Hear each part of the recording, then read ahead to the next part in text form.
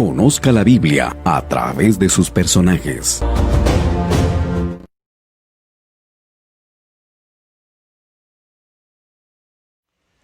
Quiero hablarte en la Biblia, en el libro de Santiago. Estamos hablando de el Santiago. ¿Quién era él?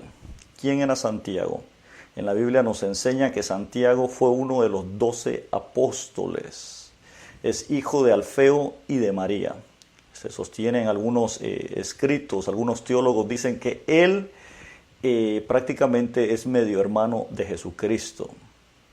Una de las características también que tiene este hombre es que él fue testigo de la resurrección. Y parte de los 120 que estaban orando, si nosotros vamos al libro de Hechos, los que estaban orando ahí esperando la venida del Espíritu Santo, Santiago fue uno de ellos. Qué tremendo, ¿verdad? Un hombre de búsqueda, un hombre de oración.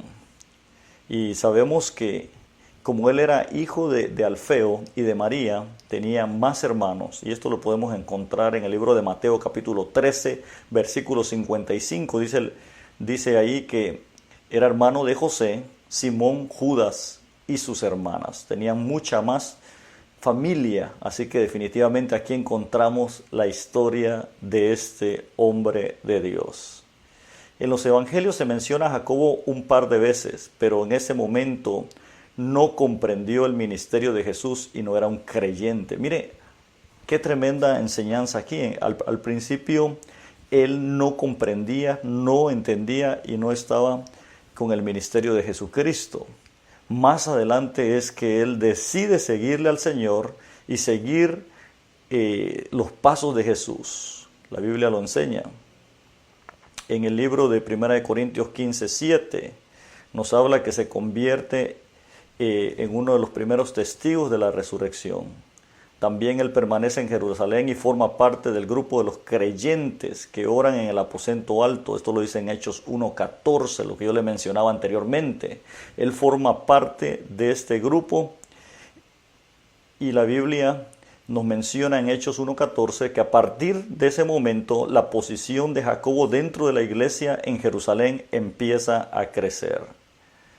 Y él estaba presente en Jerusalén cuando Pablo, recién convertido, llega a reunirse con él y con Pedro. Esto lo encontramos en Gálatas capítulo 1, versículo 19. Varios años más tarde, cuando Pedro se escapa de la cárcel, informa a Jacobo cómo el Señor le había sacado de la cárcel. Cuando el concilio de Jerusalén se reúne, Jacobo aparentemente presidía. Él también fue un anciano llamado una columna en Gálatas 2:9. Más tarde, Jacobo nuevamente preside una reunión en Jerusalén, esta vez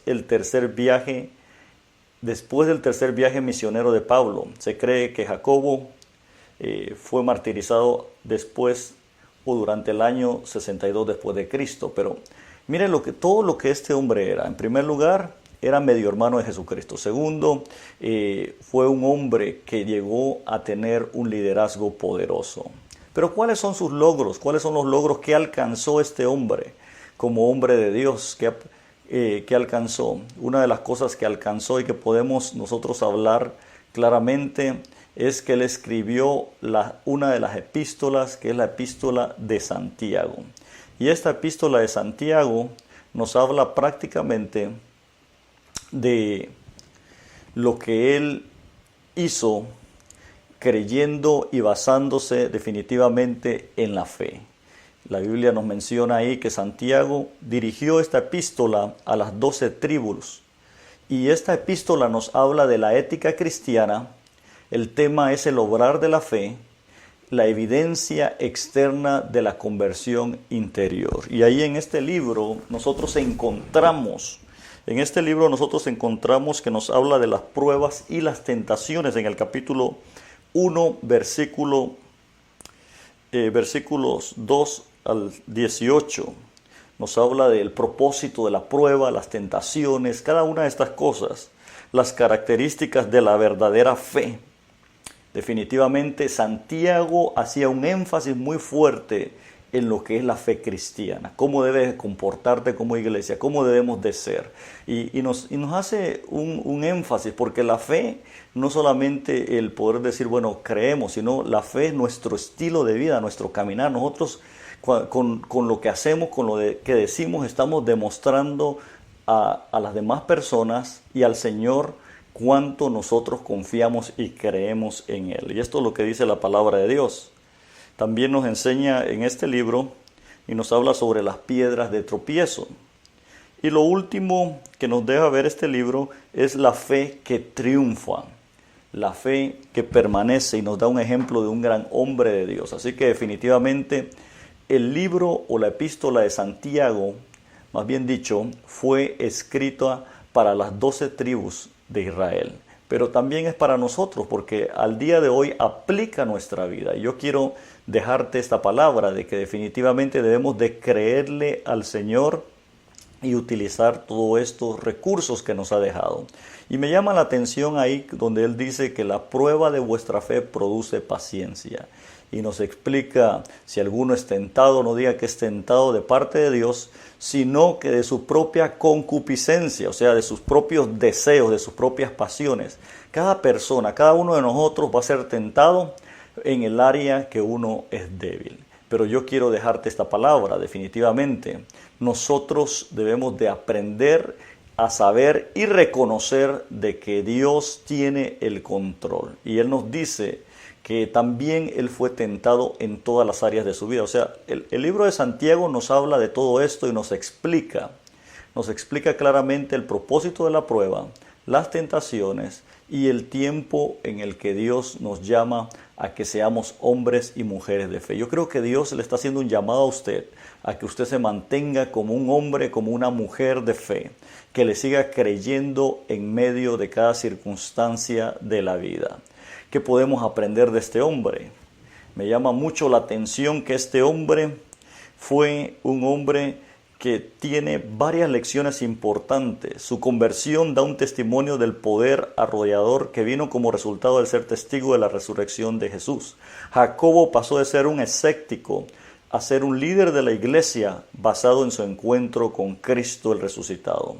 El discurso de Jacobo en el concilio de Jerusalén nos revela su dependencia de las Escrituras, su deseo de paz en el seno de la iglesia, su énfasis en la gracia por encima de la ley y su atención a los creyentes gentiles.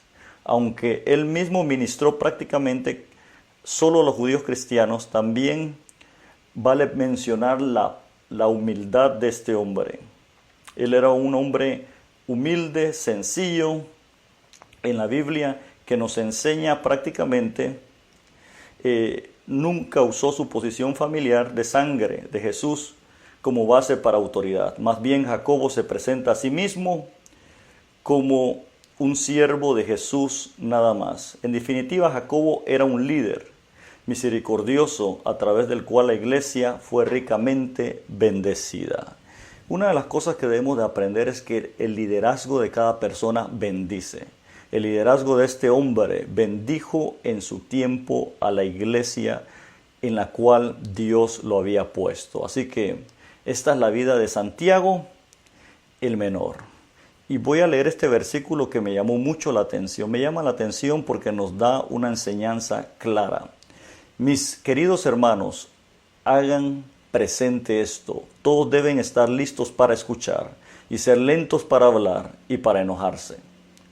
Mire, este es un principio que nosotros debemos de practicar día a día. Hay que saber escuchar. Dios nos ha dado esa habilidad. Lentos para hablar. Siempre cuando se habla, a veces hay que pensar en lo que vamos a hablar. Y tardos para enojarse. Definitivamente esto se trabaja con los frutos del Espíritu y el Señor nos enseña a hacer cada una de estas cosas. Así que Dios te bendiga y que Dios te guarde en este día y mantente escuchando la palabra de Dios, que la palabra de Dios tiene poder y tiene vida. Bendiciones.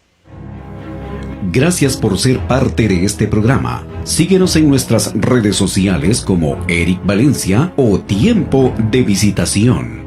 Que el Espíritu Santo te empodere y te lleve a su propósito.